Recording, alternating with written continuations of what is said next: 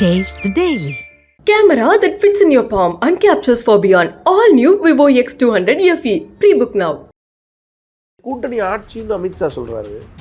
முழுக்க பொய்யது. அப்படி சொல்லவே இல்லை. அவர் சொன்னது ஆட்சி தனியாட்சி அதிமுக அமைக்கும் தெளிவாக சொல்லியிருக்கிறார். கட்சி கூட்டணி கட்சி. ஒருவேளை அமித்ஷா இந்தியில பேசுனது உங்களுக்கு ஹிந்தி தெரியாது. கண்டிப்பா தெரியாது. பத்திரிகைகளுக்கு பேட்டியில கூட 3வது தடவையும் கேட்கிறாங்க, கொலேஷன் கவர்மெண்ட் தானா, ஆட்சியில பங்கேற்பீங்களா? அவர் சொன்னது கூட்டணி 4-5 கட்சிகள் சேர்ந்து இணைந்து செயல்பட்டு தேர்தல் சந்திக்கிறாங்க. ஆனா ஆட்சி நிர்வாகத்திலே கூட்டணி இல்லை.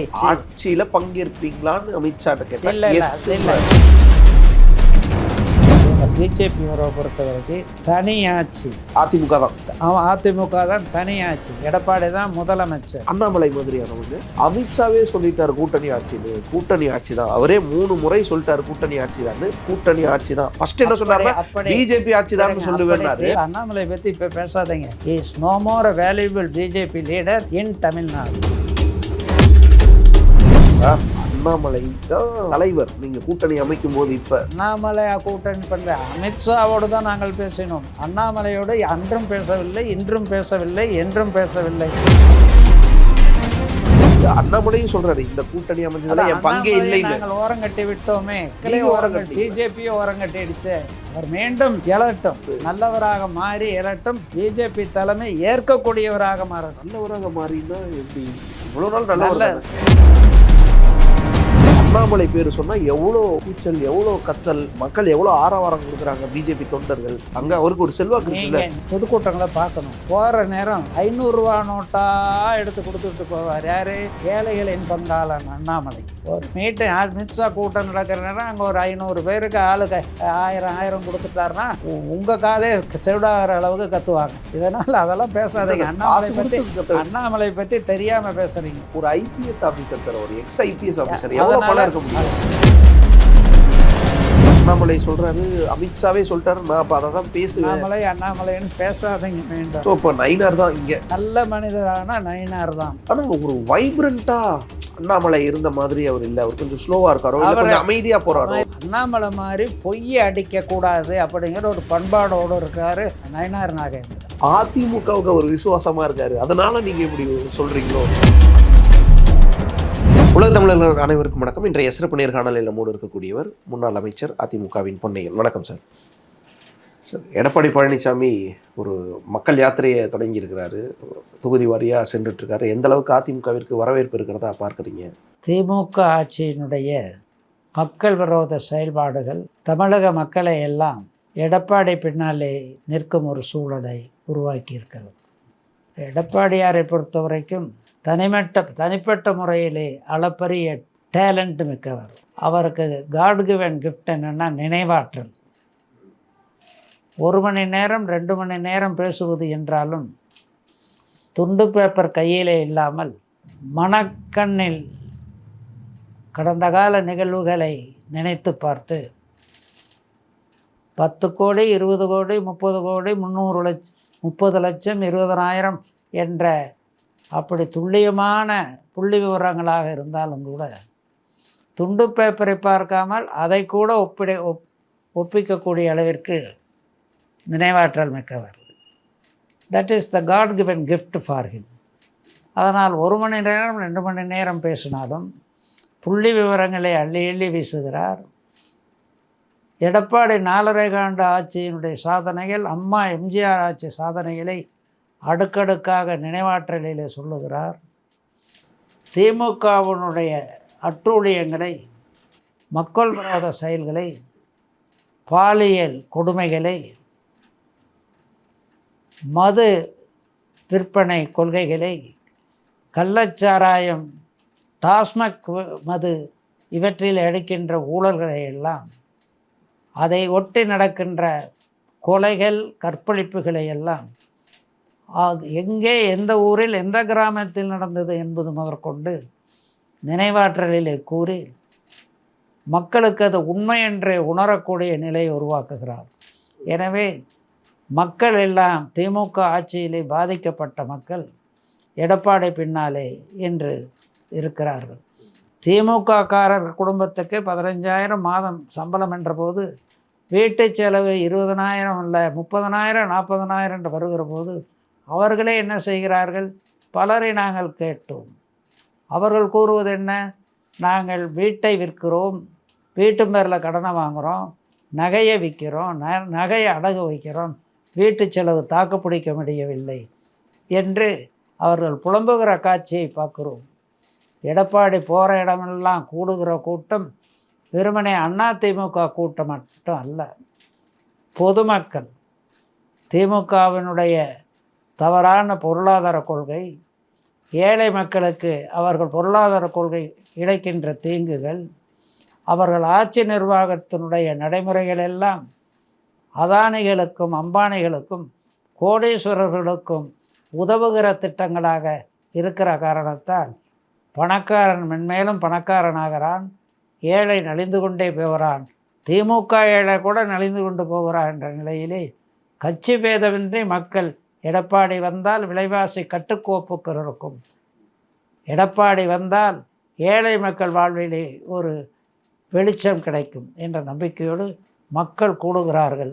மக்கள் கூட்டணி வலுவாக இருக்கிற காரணத்தால் கட்டாயமாக தனியாட்சி அமைக்கக்கூடிய அளவிற்கு வெற்றியினை வருகின்ற 26 தேர்தலில் எடப்பாடி பெறுவார். ஆனால் திமுக கூட்டணி வலுவாக தானே இருக்காங்க. பத்திரிகையிலே வலுவாக இருக்கிறார்கள், டிவியிலே வலுவாக இருக்கிறார்கள். பத்திரிகைகளெல்லாம் பணத்திலே கட்டுப்படுத்தி அவர்கள் கைப்பாவைகளாக வைத்திருக்கிறார்கள். டிவிக்களை எல்லாம் பணத்திலே கட்டுப்படுத்தி அவர்கள் கைப்பார்வைகளாக வைத்திருக்கிறார்கள். அது பப்ளிசிட்டிக்கு செலவு செய்கிற காரணத்தால் மக்கள் அவர்கள் பின்னாலே இருக்கிறார்கள் என்ற பொருள். அப்படி மக்கள் அவர்கள் பக்கம் இருந்தால் எடப்பாடியினுடைய நிகழ்ச்சிகளுக்கெல்லாம் லட்சக்கணக்கிலே கூட்டம் கூடுமா? பொதுமக்கள் கூடுவார்களா? அதை எண்ணி பார்க்க வேண்டும். கூட்டம் வருது சார், நம்ம பார்க்குறோம். ஆனால் 2019, 21, 24 3 தேர்தலையும் திமுகவோட இந்த கூட்டணி அடுத்தடுத்து ஜெயிச்சுட்டு வந்திருக்குல்ல. பணத்திலே ஒரு ஓட்டுக்கு இப்போவே திமுகவை பொறுத்த வரைக்கும் பணம் கொடுத்துட்டாங்க. அதிமுக கொடுக்கறது இல்லையா? இல்லை, பணம் கொஞ்சமாக கொடுக்கல. அவர்கள் சொல்லுகிற பணத்தை விட அதிகமாக அந்தந்த லோக்கல் பஞ்சாயத்து மூலமாக சென்று சேருகிறது. பணத்தில் வெத்தலையில் சத்தியம் வாங்கிக்கிட்டு கொடுத்தா அதை கட்டாயம் நிறைவேற்றி விடுகிறார்கள் ஏழை எளிய மக்கள். எங்களை பொறுத்த வரைக்கும் பணமும் இல்லை, அந்தளவுக்கு கொள்ளையடிக்கவும் இல்லை. இப்படிப்பட்ட நிலையிலே கடன் வாங்கி அரசியலை நடத்தக்கூடிய நிலையிலே எங்கள் கட்சி இருக்கிறது. ஓகே சார், திமுக கூட்டணியில் இந்த 2019, 21, 24 ஜெயிச்ச அந்த கூட்டணியில் இப்போ கூட கமலஹாசனும் ஆடப் ஆகிறார்ல. கமலஹாசன் ஒரு செல்லா காசு, அதை பற்றி ஒன்றும் பேச வேண்டாம் சார். எம்பி ஆயிட்டார் சார். இருக்கலாம், எம்பி மக்களாக தேர்ந்தெடுத்தவர் எம்பி ஆக்குகிறார்கள். பணபலம் அவரை எம்பி ஆக்குகிறது. மற்றவர்களை தன் அடிமைகளாக போட்டு அதன் மூலமாக ஆதாயம் தேடலாம் எனும் திமுக கொள்கை அவரை எம்பி ஆக்குகிறது. சார், திமுகவையும் எதிர்த்து தானே போட்டிட்டார் 2019, 21. அதனால தான் மண்ணை கவினார். திமுகவினுடைய பணபலத்தின் முன்னால் அவரால் தாக்கு பிடிக்க முடியவில்லை. அவர் நீண்ட காலமாக கொள்கைகள் பேசக்கூடிய ஒரு முக்கியமான நடிகர், அரசியல்லையும் நடிகர், அருமையான நடிகர், இல்லை என்று சொல்லவில்லை. ஆனால் படுதோல்வியை சந்திக்கும் கொள்கையற்ற ஒரு அரசியல்வாதி. இல்லை, படுதோல்வியை சந்திக்கிறவரை ஏன் திமுக கூப்பிட்டுக்குது, அவருக்கு எம்பி எல்லாம் கொடுக்குது? காரணம், அவர் ஒரு பெரிய நடிகர் என்ற பாப்புலாரிட்டியை அறுவடை செய்யலாமா என்ற சந்து பொந்தில் எங்கு வாய்ப்பு கிடைத்தாலும் அறுவடை செய்வதிலே மிக மிக அக்கறையோடு துல்லியமாக திட்டம் போடும் திமுகவினுடைய ராஜதந்திரங்களில் அதுவும் ஒன்று. படுதோல்வி அடைந்து விடுவார்கள். மார்க்சிஸ்ட் கம்யூனிஸ்ட் கட்சி, இந்திய கம்யூனிஸ்ட் கட்சி, காங்கிரஸ், இவங்க எல்லாமும் திமுக கூட்டணியில், ஏன் விடுதலை சிறுத்தைகள் கட்சி, எல்லாரும் வலுவாக ஒரே கூட்டணிக்குள்ளே தானே இருக்காங்க. அவங்களுடைய பணபலம் அவர்களுக்கு. மார்க்சிஸ்ட் கம்யூனிஸ்ட் கட்சிக்கு விசிகாக்கு என்ன பணம்? சிபிஐயை பொறுத்த வரைக்கும் எந்த அளவுக்கு தவறுகளை செய்கிறார்கள் என்று வெளிப்படையாகவே பேசப்படுகிறது. நீ சில பத்திரிகைகளை பாருங்கள், அவர்கள் கொள்கை அடிப்படையில் இல்லை. சிபிஎம்ஐ பொறுத்த வரைக்கும் கொள்கை அடிப்படையில் இருக்கிறார்கள், இல்லை என்று சொல்லவில்லை. ஆனால் அவர்கள் ஒரு சூழலின் காரணமாக இப்போ எதிர்த்துக்கிட்டு இருக்காங்க. திமுகவினுடைய தவறான போக்குகளை எதிர்த்து கொண்டு இருக்கிறாங்க. எதிர்க்கிறாங்க. ஆட்கள் கூட்டணியில் இருக்காங்கல்ல. தேர்தல் நேரத்திலே பாருங்கள், வெளியே வந்துருவாங்களா? பாருங்க, ஆ. தேர்தல் நேரத்திலே பாருங்கள். இல்லை, ஒரு சூழல் காரணமாக அங்கே இருக்காங்கன்றீங்க. என்ன சூழல்? அதை எப்படி அரசியலில் என்ன நடக்குதுங்கிற எல்லா ரகசியங்களையும் ஓகே. ஊடகங்களுக்கு சொல்ல முடியுமா? ஊடகங்கள் ஓட்டை வாய் ஊடகங்கள் என்று சொல்லக்கூடிய ஊடகங்களே மக்களுக்கு கொண்டு போகிறது தானே சார்? மக்களுக்காக இருக்கல, ஊடகங்கள் பணபலத்துக்காக இருக்கிறார்கள். ஓகே. எங்கு அவர்களுக்கு அதிக ஆதாயம் கிடைக்கிறது அங்கு சாய்கின்றவர்கள் தான் தமிழ்நாட்டில் இருக்கிற பெரும்பான்மையான ஊடகம். ஓகே. இப்போ ஓகே, தேர்தல் நேரத்தில் கூட்டணி மாறலாம், திமுக கூட்டணி வலுவிழக்கலாம், கட்சிகள் வெளியில் வரலான்னு சொல்லிக்கிட்டே இருக்கும். ஆனால் கூட்டணி நான் ஏற்கனவே சொன்னதை போல வலுவான கூட்டணி அல்ல, ஏதோ கூட்டணி என்று வைத்திருக்கிறார்கள், அவ்வளவுதானே ஒழிய அந்த கூட்டணியால் திமுகவுக்கு சக்தி அல்ல. அந்த கூட்டணியில் இருக்கிறதால் இந்த கூட்டணி கட்சிகளுக்கு ஆதாயம் கிடைக்கலாம். அதை பொறுத்து நாங்கள் கிஞ்சித்தும் கவலைப்படவில்லை. அவர்களை பொறுத்த வரைக்கும் பணபலத்திலே ஆளுகிறார்கள், பணபலத்திலே மிதக்கிறார்கள், பணபலத்திலே விளம்பரத்தை செய்து பொய்யான ஒரு புகழை தேடுகிறார்கள். மக்கள் அதை இன்று ஏற்கவில்லை. சரி, ஏற்கலை. பணபலம், கூட்டணி பலம், அதிகார பலம் எல்லாம் இருக்குது அப்படின்னு உங்கள் குற்றச்சாட்டுப்படியே வச்சுக்கிட்டாலும் மறுபடியும் அப்புறம் ஏற்கனவே 3 தடவை ஜெயித்தவங்க இன்னொரு தடவை ஜெயிக்க மாட்டாங்களா? என்னங்க, ஏற்கனவே 3 தடவை ஜெயித்தவங்க பணபலத்தால் ஜெயிச்சாங்க, அதிகார பலத்தால் ஜெயிச்சாங்க. 10 வருஷத்துக்கு முன்னும் படிக்காத ஏழைகள் பூத்து கமிட்டியில் இருந்தாங்க, தொண்டுகள். இப்போ அப்படி இல்லை. ஒரு எஸ்சி கம்யூனிட்டினா இப்போ எல்லாம் போஸ்ட் கிராஜுவேட்டாக போயிட்டாங்க. வன்னியா கம்யூனிட்டி நிறைய படிச்சுட்டாங்க, சிந்திக்க துவங்கி விட்டார்கள். எனவே நிலை மாறுகிறது, நிலை மாறிவிட்டது. அதன் எடுத்துக்காட்டை தான் எடப்பாடியாருக்கு கூடுகிற மக்கள் வெள்ளம், லட்சக்கணக்கிலே கூடுகிற மக்கள் வெள்ளம், பொதுவாக கட்சிக்கு அப்பாற்பட்டு கூடுகிற மக்கள் வெள்ளம். ஏன் திருமாவளவனை தொடர்ந்து அதிமுகவினர் குறிவைக்கிற மாதிரியே தெரியுது? அவர் வந்துருவார், அவர் வரணும், அல்லது ஏன் இவ்வளோ கஷ்டப்பட்டு திமுக கூட்டணியிலேயே இருக்காரு இப்படி அவருடைய என்ற பத்திரிகைகள் பேசுகின்றன. அதிமுகவினர் எடப்பாடி பழனிசாமியே பேசுறாரு. இல்லை, அவர் அப்படி பேசவில்லை. கம்யூனிஸ்டுகளையும் அவருடைய கொள்கையை தெளிவாக சொல்லி வருகிறார். திமுகவால் ஆதாயத்தை பெற்றவர் திருமாவளவன். அதே நேரத்தில் பாதிப்புக்கு உள்ளான மக்கள் ஆதி திராவிட மக்கள், அருந்ததி மக்கள், தாழ்த்தப்பட்ட மக்கள். அவர் வெளிப்படையாக பேசுகிறார், குறைகளை எடுத்து சொல்லுகிறார். அவருடைய நிலை என்ன என்பதை அவர் இன்னும் தெளிவுபடுத்தவில்லை. ஓகே, கூட்டணிக்கு அப்போ இன்னும் தெளிவுபடுத்தலைன்னு தான் நினைக்கிறீங்க? நீங்கள் என்ன நினைக்கிறீங்க? நீங்கள் அந்த கூட்டணி ஒன்றா இருக்கும்னு நினச்சா கூட அவர் என்ன நினைக்கிறாருங்கிறது தானே முக்கியம். கண்டிப்பாக கண்டிப்பாக சார். Okay sir, okay. அந்த கூட்டணி இப்போ நம்ம கூட்டணிக்கு வருவோம். அதிமுக பாஜக கூட்டணி அமைஞ்சது இங்கே நிறைய பேருக்கு ஒரு விருப்பம் இல்லையோ? திமுகவை பொறுத்த வரைக்கும் 19 21 பிஜேபியோட கூட்டணி வைத்து கொள்ளவில்லையா? ஏன் தீண்டத்தகாத கட்சியாக திமுக கருதியதா பிஜேபியை? இல்லையே. ஒட்டு உறவாக இருந்தார்கள், ஒன்றாக சேர்ந்து கொள்ளையடித்தார்கள், டெல்லியிலே கொள்ளையடித்தார்கள், தமிழகத்திலே கொள்ளையடித்தார்கள். அந்த பிஜேபி இப்போது எல்லோருக்கும் கசக்கிறதா? ஊடகங்கள் ஆதாயம் ஊதியம் கிடைக்கிற காரணத்தால் அந்த பிஜேபி அதிமுக கூட்டணியை கொச்சைப்படுத்துகிறார்கள். அது திமுகவோட பிஜேபி கூட்டணியாக இருந்தபோது இந்த அளவுக்கு ஊடகங்கள் கொச்சைப்படுத்தவில்லையே. அது எதை காட்டுகிறது? ஊடகங்களும் பணத்துக்கு அடிமை. இல்லை சார், 2001 99 நீங்கள் சொல்கிறதெல்லாம் ஓகே. அப்போ திமுக கூட்டணி வச்சாங்க, அவங்களுக்கு ஒரு குறைந்தபட்ச செயல் திட்டமெல்லாம் இருந்துச்சுன்னு சொல்கிறாங்க. சரி, இப்போ எங்களுக்கு குறைந்தபட்சம் செயல் திட்டம் இல்லையா? என்ன இப்படி சொல்கிறீங்க? செயல் திட்டம் திமுக இருந்த காலத்தில் ஒன்றுமே வச்சாங்க, ஆனால் நடக்கலை. எங்களை பொறுத்த வரைக்கும் வாதாடுகிறோம், போராடுகிறோம், மொழிக் கொள்கையிலே உறுதியாக இருக்கிறோம். மொழிக் கொள்கையிலே நீட்டை கொண்டு வந்ததே திமுக தான். அப்படி கொள்கையற்ற ஒரு கட்சி திமுகவினுடைய கொள்கைகளை பற்றி பேசுவதே ரொம்ப தப்பு. இல்லை சார், திமுக கொண்டு வந்தாங்க, காங்கிரஸ் கொண்டு வந்தாங்க, எல்லாம் சொல்கிறோம். ஆனால் தமிழ்நாட்டில் எப்போ அமல்படுத்தப்பட்டுச்சுன்னு பார்த்தா அது பாஜக அல்லது அதிமுக எல்லாம் ஒன்றா நிற்கும் போது தானே அது வருது. என்ன நீட்டு? அதெல்லாம் தப்பு. காங்கிரஸும் திமுகவும் சேர்ந்து நீட்டுக்கு கையெழுத்து போட்டு நீட்டை அப்ரூவ் பண்ணி பாலிசி டெசிஷனாக எடுத்து கேபினெட்டில் அப்ரூவ். தமிழ்நாட்டில் வரல. இல்லை, இருங்க, தமிழ்நாட்டுக்கு தாங்க நீட்டை எதுக்கிறது. தமிழ்நாடு தான் இவ்வளோ சீரியஸாக எடுக்குது. என்ன தமிழ்நாட்டுக்குங்கிறீங்க? சரி, இப்போ பாஜக நீட்டை இந்தி மாநிலத்துக்கு வேண்டியது நீட்டு. இப்போ நம்ம ஸ்டாண்ட், நம்ம ஸ்டாண்டும் நீட்டு வேண்டாங்கிறது தான். அதிமுகவோட ஸ்டாண்டும் நீட்டு வேணான்றது தான். பாஜக நீட்டு இருக்கணும்னு சொல்ற ஒரு கட்சி. திமுகவும் இருக்கணும்னு கொண்டு வந்த கட்சி. அதை மறந்துடுறீங்களே, இப்போ எதிர்க்கிறாங்க. மறந்துடுறீங்களே. ஓகே சார், இப்போ எதிர்க்கிறாங்க. அவங்க அமைச்சரவையில் இருக்கும்போது தான் அது வந்துச்சு. ஆனால் தமிழ்நாட்டுக்கு விலக்கு இருந்துச்சு. இப்போ இப்போ என்ன நிலைமை? தமிழ்நாட்டுக்கெல்லாம் ஒரு விளக்கம் கொடுக்கல. எந்த காலத்தில் விளக்கு கொடுத்தாங்க? எங்களை ஜீவோவை காட்டுங்க. அதெல்லாம் இல்லவே இல்லை.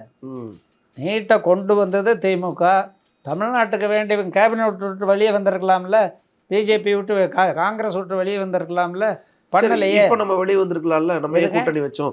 நீட்டு நீங்க வந்து கொள்கையை கைவிடுங்க, தமிழ்நாட்டுக்கு விலக்கு கொடுங்க, அப்பதான் கூட்டணியில இருப்போம், இல்லைன்னா இருக்க மாட்டோம்னு சொல்லலாம்ல. கூட்டணிக்கு வந்து தெளிவாக நாங்கள் எங்கள் முதல் கொள்கையே அதுதான், நீட்டு தான். நீட்டை ரத்து பண்ணணுங்கிறத எங்களுடைய ஃபர்ஸ்ட் இஷ்யூ. இப்பவும் ஓகே, ஈவன் டுடே. ஓகே, பிஜேபிட்ட அந்த குறைந்தபட்ச செயல் திட்டம்லாம் இருக்கு. என்னங்க அவங்க கூட இதெல்லாம் கூடாது, இதெல்லாம் பண்ணாதீங்கன்னு. என்ன வெளிப்படை? நீங்கள் பத்திரிக்கையை பார்க்கறது இல்லையா? உங்கள் பத்திரிக்கை மட்டும் பார்த்துக்கிட்டு இருக்கீங்களா? ஓகே, திமுக என்ன சொல்லுதோ அதை மட்டும்தான் பார்ப்பீங்களா? எங்கள் செயல் திட்டத்தில் முன்னாக்கு இருக்கிற நம்ம செயல் திட்டத்தில் இருக்கு சார். நீட்டு தான் நம்ம செயல் திட்டத்தில் இருக்கு. நம்ம கூட்டணியோட செயல் திட்டத்தில் இருக்கா? கூட்டணியுடைய செயல் திட்டத்தில் நாங்கள் இதை எதுக்குறோம், அதை மறுபரிசீலனை செய்வது குறித்து நாங்கள் பேசுவோம் அப்படின்னு அமித்ஷாவே சொல்லியிருக்காரு. ஓகே, அப்புறம் என்ன ஓகேன்ட்டு அப்புறம் அதை பற்றி பேசிக்கிட்டே இருக்கீங்க. ரைட். இது ஏன்னா இதோட பெரிய விஷயம்லாம் இருக்கு சார். கூட்டணி ஆட்சின்னு அமித்ஷா சொல்றாரு. யாரு? அமித்ஷா. முழுக்க பொய்யது. அப்படி சொல்லவே இல்லை. அவர் சொன்னது ஆட்சி தனியாட்சி அதிமுக அமைக்கும் தெளிவாக சொல்லியிருக்கிறார். கட்சி கூட்டணி கட்சி நாங்கள் தான் முதலமைச்சர், நாங்கள் தான் தனியாட்சி அமைப்போம். கூட்டணி கட்சியை சேர்ந்தவர்கள் ஆட்சி பீடத்துக்கு வராமல், அதிகாரத்துக்கு வராமல் வெளியே இருந்து ஆதரவு கொடுப்பார்கள். அதை தெளிவுபடுத்தி இருக்கிறார் அமித்ஷா. ஒருவேளை அமித்ஷா இந்தியில் பேசுனது உங்களுக்கு ஹிந்தி தெரியாது, அதை டிரான்ஸ்லேட் பண்ணதை கொஞ்சம் எடுத்து பாருங்க. எஸ், பத்திரிகைகளுக்கு பேட்டியில் கூட ஃபர்ஸ்ட் தடவை சொன்னார், ரெண்டாவது தடவை சொன்னார், மூணாவது தடவையும் கேட்குறாங்க, கொலேஷன் கவர்மெண்ட் தானே, ஆட்சியில் பங்கேற்பீங்களா? அவர் சொன்னது கூட்டணி என்பது அந்த 4-5 கட்சிகள் சேர்ந்து இணைந்து செயல்பட்டு தேர்தல் சந்திக்கிறாங்க. ஆனால் ஆட்சி நிர்வாகத்திலே கூட்டணி இல்லை.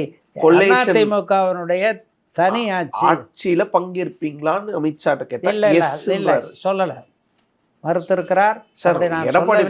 பத்திரிகைகள் இன்டர்பிரட் பண்ணிருக்கிற என்று அமித்ஷாவே சொல்லியிருக்கிறார். சார், எடப்பாடி கூட்டணியை பொறுத்த வரைக்குங்க, எங்கள் பிஜேபி உறவை பொறுத்த வரைக்கும் தனியாட்சி அதிமுக தான் தனியாட்சி. எடப்பாடி தான் முதலமைச்சர். கூட்டணி கட்சிகள் வெளியே இருந்து ஆதரவு இல்லை. எடப்பாடி தலைமையில தான் இந்த கூட்டணி தமிழ்நாட்டில் அப்படின்னு அமித்ஷா அந்த கை கோர்த்து சொல்லும் போது சொன்னாங்க.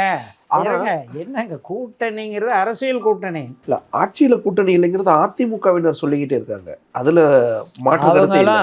பாஜகவினர் இது அமித்ஷாவும் எடப்பாடி எடுத்துப்பாங்கன்னு சிலர் சொல்றாங்க. தமிழிசை சவுந்தரராஜன் மாதிரியானவங்க.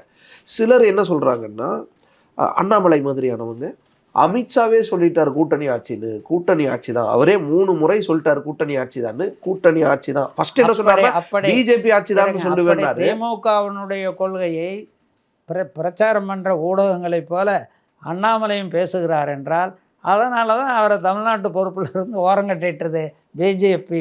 அதுதான் உண்மை நிலை. அதனால் அண்ணாமலை பற்றி இப்போ பேசாதீங்க. Is no more a valuable BJP leader in Tamil Nadu. Sir, Annamalai தான் தலைவர். நீங்க கூட்டணி அமைக்கும் போது இப்ப அவர் அந்த நாள்ல அடுத்த நாள்ல இருந்தா வேற ஒருத்தர். அண்ணாமலை கூட்டணி பண்ணல, அமித்ஷாவோடு தான் நாங்கள் பேசினோம். அண்ணாமலையோடு அன்றும் பேசவில்லை, இன்றும் பேசவில்லை, என்றும் பேசவில்லை. தவறான தகவலை திமுக சார்பிலே நீங்கள் சொல்லாதீர்கள், பேசாதீர்கள். அண்ணாமலையும் சொல்றாரு இந்த கூட்டணி அமைச்சதுல என் பங்கே இல்லை, நாங்கள் ஓரங்கட்டி விட்டோமே, மக்களே ஓரங்கட்டி, பிஜேபியை ஓரங்கட்டிடுச்சு. அவர் மீண்டும் எழட்டும், நல்லவராக மாறி எழட்டும். பிஜேபி தலைமை ஏற்கக்கூடியவராக மாறட்டும். நல்லவராக மாறினா எப்படி? இவ்வளவு நாள் நல்லவர்னா தமிழ் பற்று உள்ளவராக. ஓகே, பிஜேபி ஏற்கும்படின்றீங்க. பாஜக கூட்டங்களில் பாருங்க, அமித்ஷாவே அண்ணாமலை பேர் சொன்னா எவ்வளோ கூச்சல், எவ்வளோ கத்தல், மக்கள் எவ்வளோ ஆரவாரம் கொடுக்குறாங்க பிஜேபி தொண்டர்கள். அங்கே அவருக்கு ஒரு செல்வாக்கு இருக்குல்ல. நீங்கள் வந்து பொதுக்கூட்டங்களை பார்க்கணும். போகிற நேரம் 500 ரூபா நோட்டாக எடுத்து கொடுத்துட்டு போவார். யார்? ஏழைகளின் பங்காளன் அண்ணாமலை. ஓகே. சொல்கிறேன் கேட்டுங்க. அதனால் ஒரு மித்ஸா கூட்டம் நடக்கிற நேரம் அங்கே ஒரு 500 பேருக்கு ஆளுக்கு 1000 கொடுத்துட்டாருன்னா அவங்க உங்கள் காதே செவிடாகிற அளவுக்கு கத்துவாங்க. இதனால் அதெல்லாம் பேசாதீங்க. அண்ணாமலை பற்றி தெரியாமல் பேசுகிறீங்க. அண்ணாமலை எவ்வளவு பணத்தை அள்ளி அள்ளி ஓப்பனாக கூச்சப்படாமல் எடுத்து வீசுவார். ஒரு ஐபிஎஸ் ஆஃபீஸர் சார், ஒரு எக்ஸ் ஐபிஎஸ் ஆஃபீஸர் எவ்வளோ பணம் இருக்க முடியும்? ஐபிஎஸ் ஆஃபீஸர்ஸ் தான் அளவு கடந்த லஞ்சம் வாங்குறாங்கன்னு சுப்ரீம் கோர்ட்டே சொல்லிடுச்சு. உச்சநீதிமன்றம் அதெல்லாம் படிங்க. படித்தீங்கன்னா நீங்கள் ஐபிஎஸ் ஆஃபீஸர்ன்ட்டு அவரை போக மாட்டீங்க. ஸோ இப்போ அண்ணாமலை சொல்கிறாரு, அமித்ஷாவே சொல்லிட்டாரு, நான் அப்போ அதை தான் பேசுவேன். அண்ணாமலைன்னு பேசாதீங்க வேண்டாம். ஓகே. இல்லை சார், என்னதான் இருந்தாலும் ஒரு முக்கிய தலைவர்ல நீங்கள் ஆக்கி விட்டுறீங்க தலைவரா. ஸோ இப்போ நயினார் தான் இங்கே என்னங்க, நயினார் நாகேந்திரன் நல்ல மனிதரான நயினார் தான் நல்ல மனிதர். ஓகே. அவர் அது எடப்பாடி டீசன்ட் ஜென்டில்மேன். ஓகே. நான் கான்ட்ரவர்ஷியல் ஜென்டில்மேன். ஆனால் ஒரு வைப்ரண்டா அண்ணாமலை இருந்த மாதிரி அவர் இல்லை. அவர் கொஞ்சம் ஸ்லோவாக இருக்காரோ, கொஞ்சம் அமைதியாக போகிறாரோ? அமைதியாக ஸ்லோவாக போகலை. அண்ணாமலை மாதிரி பொய்யை அடிக்கக்கூடாது அப்படிங்கிற ஒரு பண்பாடோடு இருக்கார் நயினார் நாகேந்திரன். அதிமுகவுக்கு ஒரு விசுவாசமாக இருக்காரு, அதனால நீங்கள் இப்படி சொல்கிறீங்களோ? பிஜேபியோட விசுவாசமாக இருந்து தானே பிஜேபி கட்சிக்கு தலைவராக இருக்கார். அதிமுகவில் அவர் ஒன்றும் இப்போ பொறுப்புல இல்லையே. அதிமுக இல்லை, இருந்ததுனால, ஏற்கனவே இருந்தனால அந்த பற்று அவருக்கு இருக்கு. நாங்களாம் கூட திமுகவில் தான் இருந்தோம் அண்ணா காலத்தில். அதனால திமுக பற்றுன்னு சொல்கிறதா? ஓகே. அதெல்லாம் இந்த கேள்வியெல்லாம் கேட்காதீங்க. நல்ல கேள்விகளை. ரைட். சார், இப்போ பிஜேபி அதிமுக கூட்டணி அமைஞ்சதும் அதிமுகக்குள்ளேயே நிறைய பேர் இதை விரும்பலை, அதிமுக தலைவர்களே கொஞ்சம் அசௌகரியமாக தான் ஃபீல் பண்ணுறாங்கன்னு ஒரு வாதம் வெளியில் பேசிக்கிட்டே இருக்காங்க. அதெல்லாம் அரசியல் தெரியாதவர்கள், ராஜதந்திரம் தெரியாதவர்கள். ஓகே. பிஜேபி எத்தகைய ஒரு இயக்கம், வடநாட்டில் எப்படி இருந்தது, எப்படி ஆனது என்பதையெல்லாம் அறியாதவர்கள் யாராவது பேசிகிட்டு இருப்பாங்க. அரசியல் தெரிஞ்சவர்கள் அதை பேசவே மாட்டார்.